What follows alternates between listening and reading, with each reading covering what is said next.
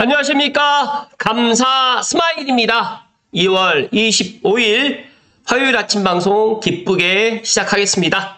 오늘의 한 줄 명언은 모든 행동은 두 가지로 나뉜다. 즉 당신이 어떤 행동을 하든 그것은 미래의 당신이 갚아야 할 비용 아니면 미래의 당신에 대한 투자다. 벤저민 하디. 당신은 비용을 하고 싶으신가요? 아니면 미래에 투자를 하고 싶으신가요?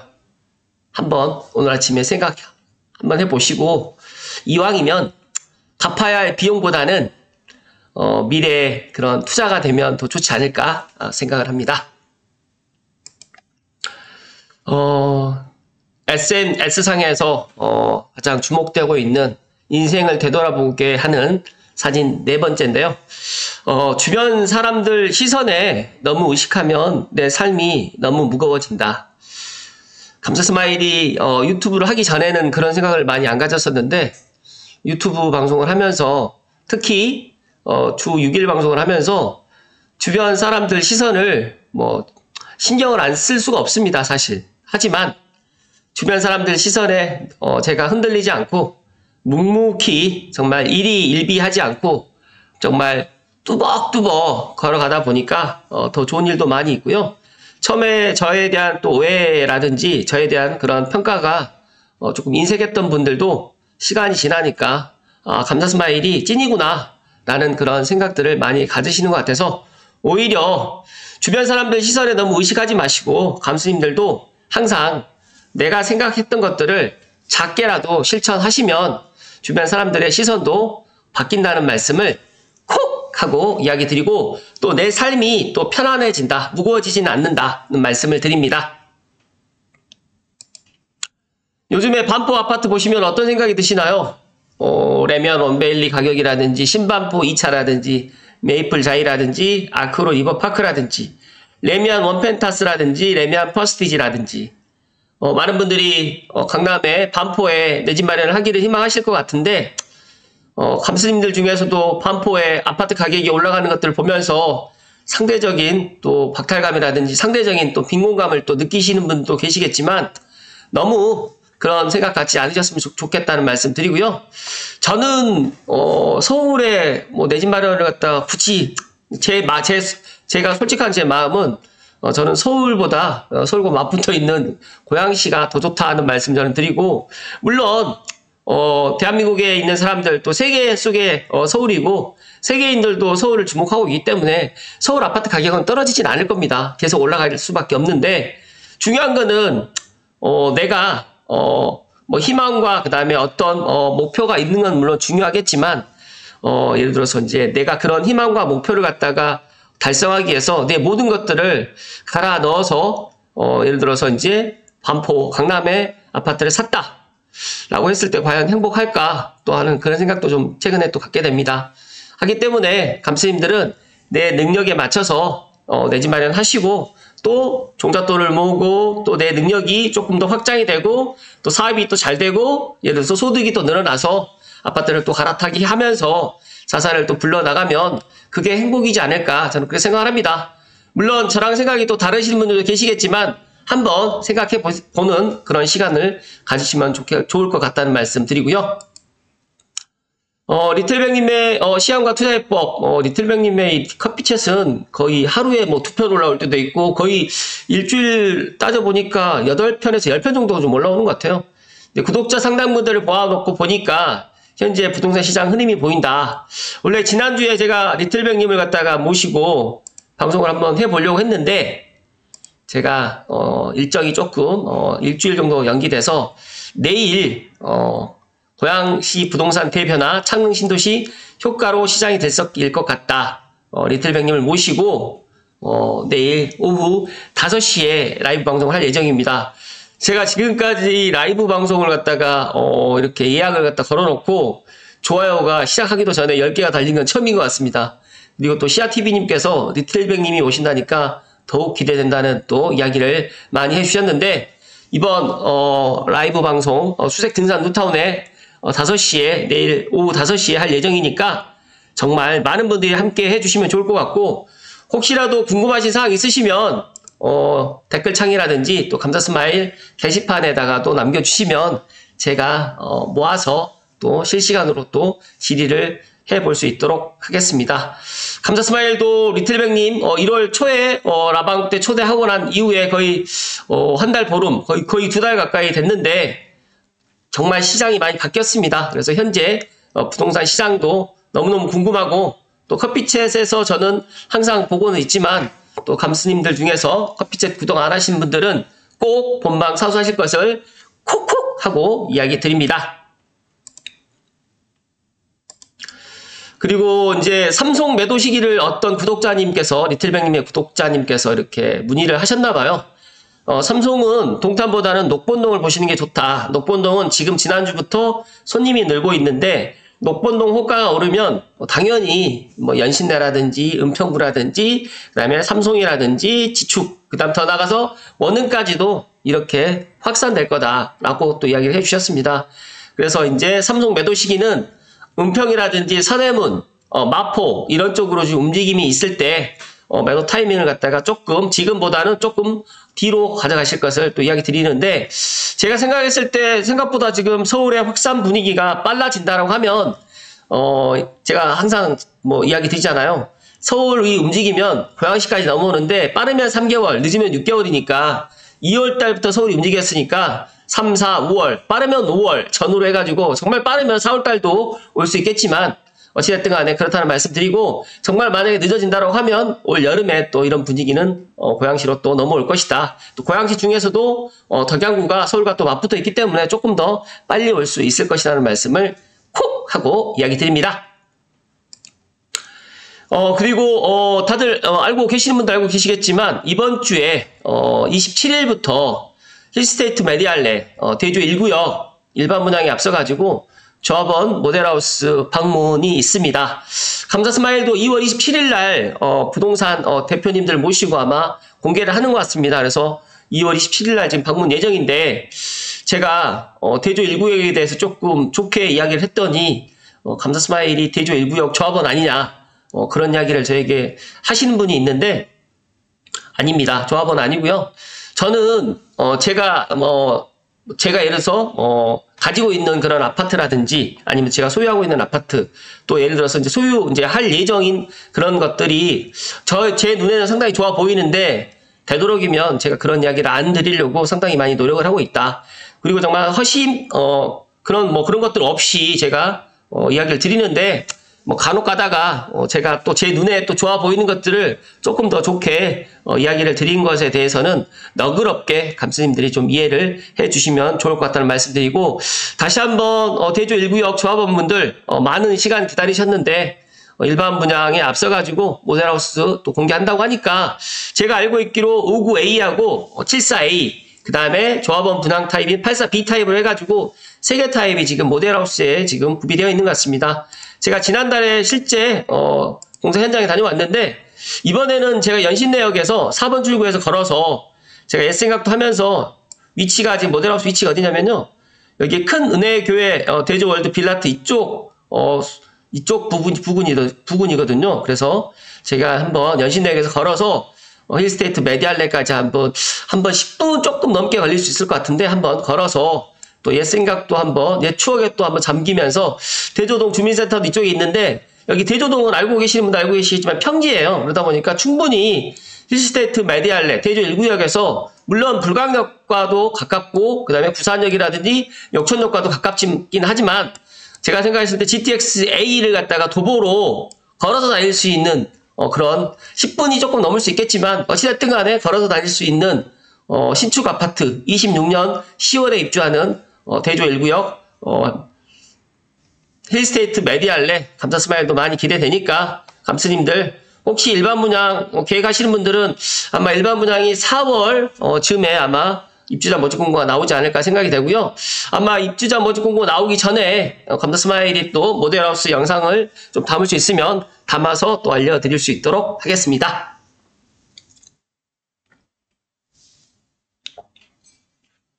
와, 오늘은 본론을 이야기하기 전에 너무 많은 이야기를 제가 서론에 많이 이야기를 했기 때문에 빨리 넘어갈 수 있도록 하겠습니다. 먼저 집코노미 기사로 시작하겠습니다.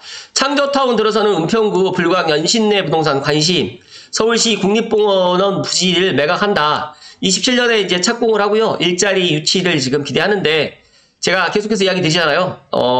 은평구에 지금 일자리가 지금 2곳 들어올 예정인데, 지금 첫 번째로는 은평구의 옛 국립보건원 부지, 불광역하고 가깝게 있는 이 부지가 아마 빠르면 27년에 지금 착공이 들어갈 것 같습니다. 그래서 여러 가지로 이제 불광 5구역이라든지 더 나가서 가면 1구역도 큰 호재라는 말씀 드리면서, 저는 이 3호선 라인에 일자리가 들어오고, 그 다음에 6호선 라인, 그 다음에 상암 DMC가 지금보다 더 커진다라고 가정하게 되면, 고양시 덕양구에서, 물론 고양시가 지금 일자리가 없기 때문에 많이 힘든 부분이 사실이긴 하지만, 그래도 가까이에 있는 은평구에 이런 일자리가 들어오는 거는 고양시 전체적으로 또 좋은 현상이라는 말씀 드리면서, 서울시가 지역발전을 선도하는 경제 중심지로 개발하기 위해서 2003년 정부로부터 외입한 지역인데, 아마 이것을 갖다가 디지털 미디어라든지 영상 창조산업 특화 거점으로 조성하기 위해서 아마 균형 발전형 사업 타전 협상 대상지 1호로 선정을 했고, 아마 이런 것들이 좀 빨리빨리 진행된다고 하면 상암 DMC하고도 시너지도 기대된다라고 지금 이야기를 하다 보니까, 여기에 지금 대조 1구역이 이제 올해 일반 분양을 하고요. 내년 10월에 이제 입주를 하면 가장 큰 수혜를 보게 되는 곳은 대조 1구역하고 불광 5구역이 될 것이고, 또 은평구에 기존에 있는 뭐 구축 아파트라든지 심지어 빌라까지도 더 좋은 영향을 끼칠 것이라는 말씀 드리면서, 오히려 저는 녹번역에 있는 그런 아파트들도 아마 이 국립보건원 부지가 또 가시화된다고 하면, 착공이 들어간다고 하면 녹번역에 있는 아파트 가격은 지금보다 더 올라가면 올라갔지 내려갈 일은 없을 것이다. 그렇기 때문에 만약에 내가 은평구에 뭐 녹번역이라든지 뭐 불광역이라든지 아니면 예를 들어서 뭐 연신내역 주변이라든지 아니면 백년선 벨트까지도 일단 내가 관심이 있으신 분들은 차라리 올 전반기에 이런 것들을 갖다 의사결정을 하실 것을 이야기 드립니다. 그리고 똘똘한 한 채가 부는 초양극화, 이거는 뭐 다들 알고 계시겠지만, 최근에 토어제 해제 때문에 인해 가지고 양극화가 더 심해졌다는 말씀드리면서, 감사스마일은 너무너무 가슴이 아프지만, 앞서서 제가 말씀드렸던 것처럼 많은 사람들이 강남에 있는 아파트를 소유할 수 없습니다. 그러면서 이제 내가 어떤 의사를 갖다가 어떤 의사결정을 해야 되는지, 많은 사람들이 강북에 머물러 있는 건지 아니면 나는 어찌됐든 간에 강남으로 가야 되는 건지, 하지만 이런 것들 때문에 이제 더더욱 이제 벌어질 수밖에 없다는 말씀 좀 드리고요. 경기도도 가격과 상승률이 천양지차다. 전체 평균 같은 경우에는 비슷한데, 서초와 접한 과천 같은 경우에는 지금도 과천은 전국 평균 1등이고, 그리고 앞으로 더 올라갈 가능성이 더 있고, 상대적으로 평택이라든지 안성은 미분양도 지금 상당히 많이 쌓여 있으면서 가격이 오르지 않고 있고, 또 제가 또 뒤에서 이야기 드리겠지만, 서울도 서울 중심지만 지금 상당히 많이 오르고 있고, 또 외곽으로 가면 갈수록 지금 마이너스를 보이고 있다. 하지만 저는 이런 것들이 점점 확산될 거라는 말씀을 좀 드립니다. 대부분의 주택 수요자는 강남 아파트로 대표되는 똘똘한 한 채를 먼 발치에서 바라만 보는 처지일 겁니다. 평생을 수도권에 살면서 강남의 집값 상승을 지켜만 본 입장이라고 하면 아무래도 속이 쓰릴 것이다. 도대체 얼마나 더 멀어지는 건가 싶죠. 제가 제 기억으로 2015년도만 해도 서울과 경기도의 아파트의 가격 차이가 그렇게 심하진 않았습니다. 그런데 문재인 정부 지나면서 2021년 전후로 해가지고 정말 서울과 경기도의 아파트 가격 차이가 많이 벌어졌고, 또 최근에 또 여러 가지 또 이유로 인해 가지고 많이 지금 가격이 지금 벌어지는 것을 보면서, 상대적으로 감사스마일TV 애청자분들 중에 고양시에 거주하신 분들이 정말 많으신데, 야, 고양시 집값은 언제쯤 올라갈 것이냐, 저에게 정말 많이 물어보시고 안타깝게 지금 그렇게 이야기를 하시는데, 고양시가 집값이 안 올라가는 이유가 뭐 많은 이유가 있어요. 하지만 첫 번째 가장 큰 이유는 일자리 때문입니다. 일자리.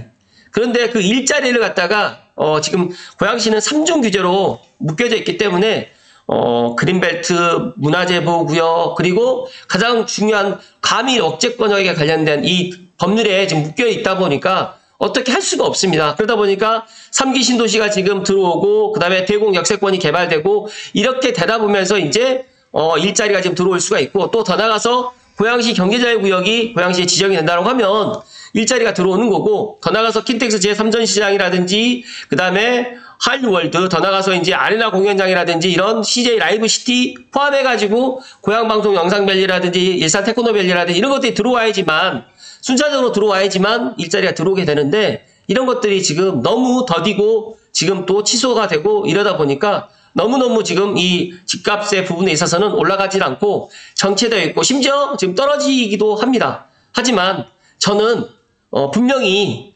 빠르면 올 전반기, 늦어도 올 하반기가 되면 고양시의 이런 부동산, 특히 고양시의 아파트, 특히 신축, 준신축 아파트의 가격은 그래도 분명히 좀 다른 양상으로 보일 것이라는 말씀을 감스님들께 이야기 드립니다.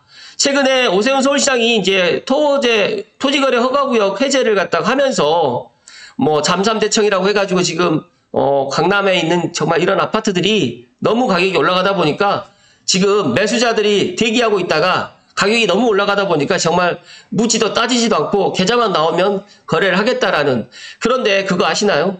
가격이 내려가면 사람들이 사질 않습니다. 그래서 그런 것들을 여러 가지로 이제 우리가 인생을 살면서 뭐 다양한 경험을 하겠지만 부동산만큼은 가격이 올라가야지만 산다. 물론 주식이라든지 코인이라든지 여러 가지 투자 상품이 마찬가지겠지만 제 경험상 가격이 내려가면 사질 않는다. 가격이 올라가야지만 사는데 반대로 가격이 내려가고 이렇게 정체되어 있을 때 사야지만 내가 그래도 어떤 수익이라든지 이익을 얻을 수 있다. 그러나 GTX-A가 이제 수서까지 가고 동탄까지 가고 용인까지 한 번에 내려가는 내년 6월이 되게 되면 지금하고는 또 상황이 달라질 건데 그 전에 올 1, 4분기 나는 1, 4분기에 결정을 못하겠다. 어찌됐든 간에 정치적인 이런 탄핵 결과를 보고 판단을 하겠다고 하더라도 늦어도 올 전반기 내에는 어떤 의사결정을 내진 마련을 꼭 하셔야 된다는 말씀을 감사스마일이 거듭거듭 강조해서 이야기 드립니다.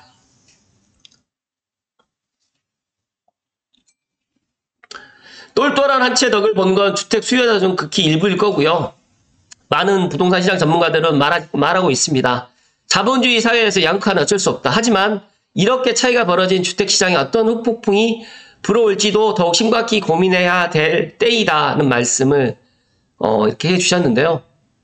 감사스마일로 지금 제가 계속해서 이야기 드리지만 6억에서 9억 사이 아파트 절대 비싼 게 아니다. 그리고 이제 정말 30억, 40억, 50억, 60억 되면요. 키를 맞춥니다. 그리고 제가 분명하게 말씀드리는 거는 GTX-A가 삼성역이 정차되는 그 순간에 고양시라든지 서구의 평가는 달라지는데 3년이 걸려요. 3년이 남아있어요, 아직. 하지만 이 3년이라는 시간 이후에 결정하지 마시고 올해 그리고 앞으로 제가 판단했을 때 올해 내년 내후년까지 앞으로 3년간 주택 공급이 없습니다. 그렇기 때문에 내일 제가 리틀백님께 그런 이야기도 드리겠지만 많은 전문가분들이 지금 주택 공급이 절벽이고 앞으로 지금 인허가도 지금 너무너무 부족하고 그 다음에 공사비는 너무 올라서 이런 사업을 갖다 진행할 수 있는 사업장이 그렇게 많지 않을 것이다. 그리고 멸실주택이 앞으로 계속 발생된다라고 하지만 실제로 사업성이 없는 데는 그렇게 재건축이라든지 재개발할 수가 없기 때문에 오히려 차라리 재건축 재개발을 갖다 기다리는 것보다 차라리 지금 5년 이내 10년 이내 이런 아파트를 결정하시는 게 오히려 더 낫다는 말씀 좀 드리고요. 제가 한 가지 더 이야기를 드리려고 했는데 이거는 제가 빠숑님의 시장 분석 같은 경우는 제가 블로그 글을 링크를 걸어 드릴 테니까 이번 주 부동산 거래에 주목할 만한 이슈들 몇 가지만 살펴드리겠습니다. 서울 중심의 거래량이 지금 증가됐고요. 원정 매매 비중이 또 증가됐습니다. 서울 부동산 매매 거래 중에 약 25%, 4분의 1이 지방 거주자의 원정 매매로 지금 나타나고 있고요. 전세가는 지금 앞으로 계속적으로 상승할 전망입니다.